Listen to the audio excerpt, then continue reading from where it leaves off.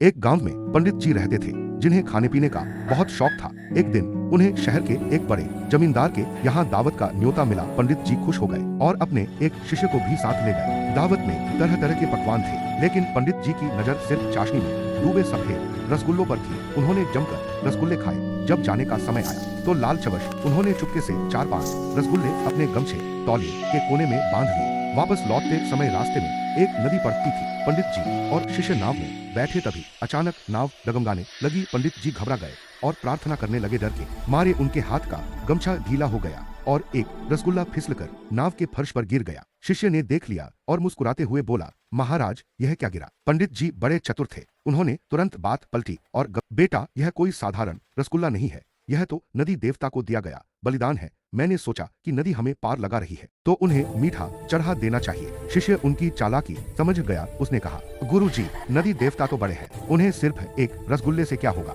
पंडित जी ने अपनी इज्जत बचाने के लिए भारी मन से बाकी के रसगुल्ले भी एक एक करके नदी में फेंक दिए और बोले, तुम सही कह रहे हो बेटा, भगवान के काम में कंजूसी नहीं करनी चाहिए। घर पहुंचकर पंडित जी का पेट तो खाली था, लेकिन उनकी चतुराई ने उनकी साख बचा ली थी। शिष्य मन ही मन हंस रहा था कि कैसे गुरु जी के लालच ने उन्हें भूखा रख दिया। सीख, अति लालच हमेशा नुकसानदेह होता है और अपनी गलतियों को छिपाने के लिए बनाई गई कहानियां अंततः हमें ही खाली हाथ छोड़ देती हैं।